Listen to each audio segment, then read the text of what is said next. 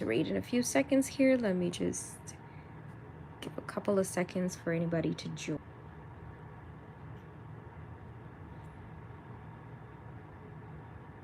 Okay, today is the 18th of November 2025. We are reading chapter 18 of the book of Revelation. I don't know how many have gone through the entire Bible. I might actually do something where there will be like passages being read throughout the year, to go through the entire Bible in a year or something of the sort.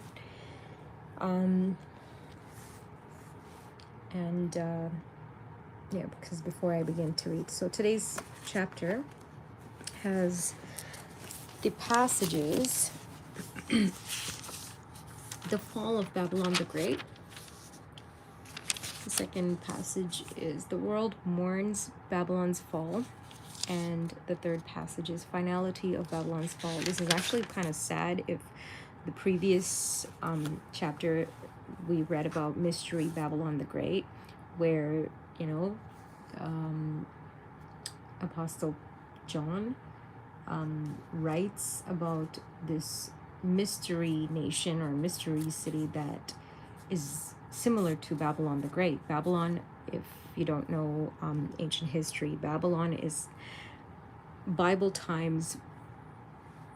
In Old Testament times it was called Babylon. Today that area, that land, is modern day Iraq.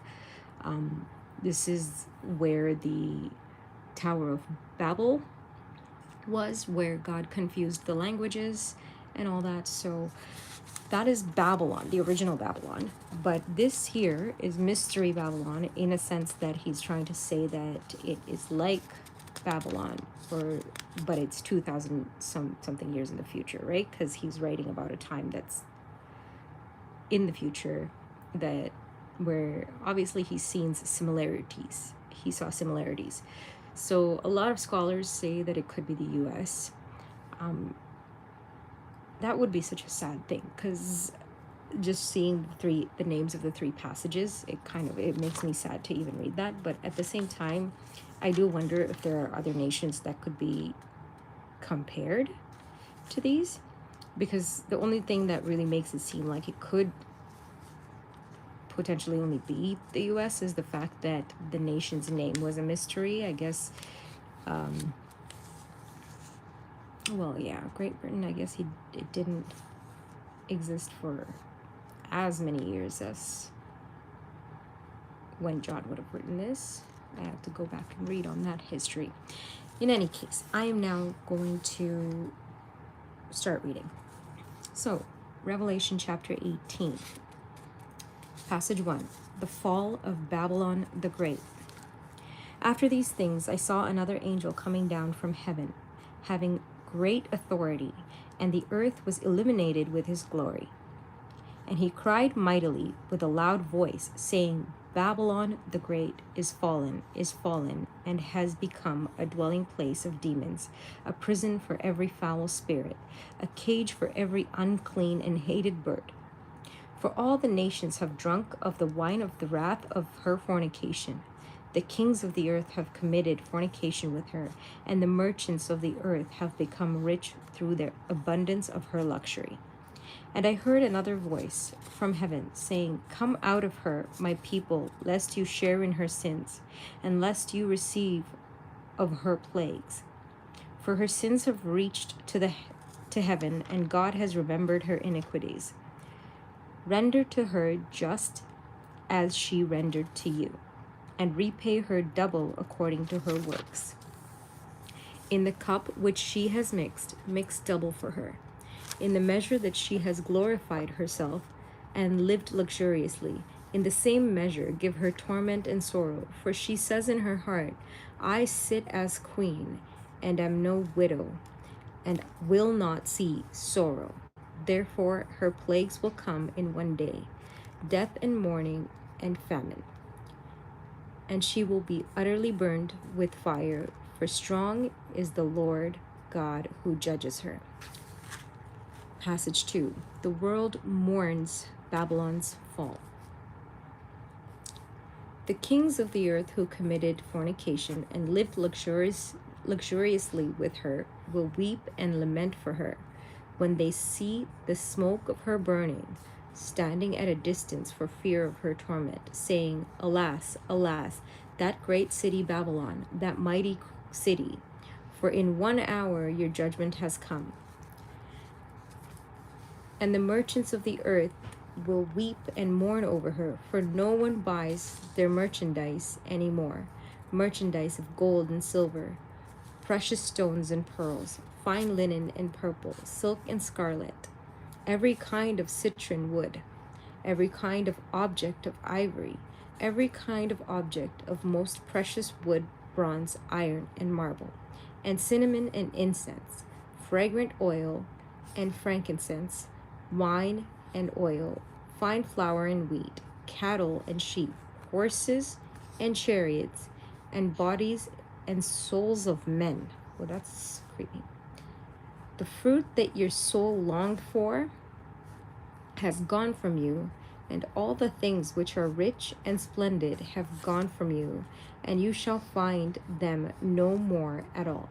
The merchants of these things who became rich by her will stand at a distance for fear of her torment, weeping and wailing and saying, Alas, alas, that great city that was clothed in fine linen, purple and scarlet, and adorned with gold and precious stones and pearls. For in 1 hour such great riches came to nothing. Every shipmaster, all who travel by ship, sailors, and as many as trade on the sea, stood at a distance and cried out when they saw the smoke of her burning, saying, What is like this great city? They threw dust on their heads and cried out, weeping and wailing, and saying, Alas, alas, that great city in which all who had ships on the sea became rich by her wealth. For in 1 hour she is made desolate. Rejoice over her, O heaven, and you holy apostles and prophets, for God has avenged you on her.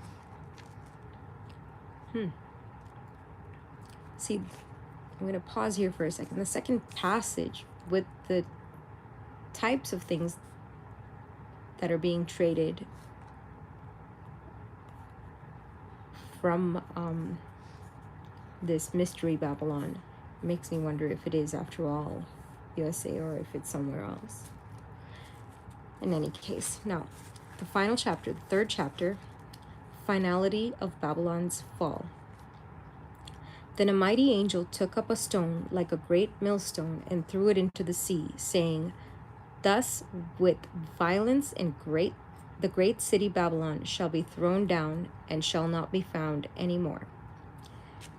The sound of harpists, musicians, flutists, and trumpeters shall not be heard in you any more. No craftsman of any craft shall be found in you any more, and the sound of millstone shall not be heard in you any more. The light of a lamp shall not shine in you any more, and the voice of bridegroom and bride shall not be heard in you any more. For your merchants were the great men of the earth. For you, by your sorcery all the nations were deceived. And in her was found the blood of the prophets and saints, and of all who were slain on the earth. Well, that's quite something. I'm just seeing a whole bunch of you guys. Watch daily. Hello.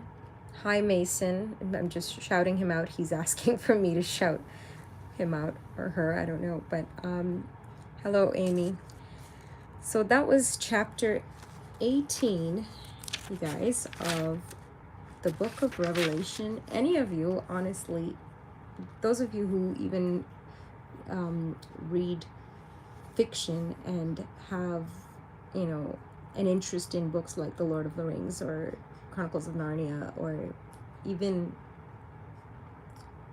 Game of Thrones or whatnot, I not my cup of tea, but if you like that type of thing, like fantasy and whatnot, I would suggest you have a read through this book, because this is like the real deal. This is prophecies in that type of writing, which is pretty pretty crazy, honestly. Like, all of the imagery, the symbolism, the creatures alone, the beast and the dragon and all these things, and not to idolize any of it, because most of them are actually negative and villainous. But yeah, so somebody asked a question here: an overrated food. I don't know, what is an overrated food? I very much like food. So what is an overrated food? Cabbage. I think cabbage is pretty overrated. Yeah, don't like cabbage that much. Or broccoli. Maybe broccoli. But yeah, definitely cabbage. It's overrated for sure. All right, you guys, thank you so much for listening today. I will be back tomorrow with chapter 19 of Revelation. And I do really hope that you guys take the time to read it yourselves. And you know what? If any of you like mysteries, I would go for it and just start researching, start reading into eschatology, studying that. And this might be a really eye-opening revelation for sure. So yeah, go for it. Have a blessed and wonderful evening. Sorry that it was so late this evening. I actually wasn't available earlier to do this. So have a wonderful night, and I shall see you guys online tomorrow. Bye now.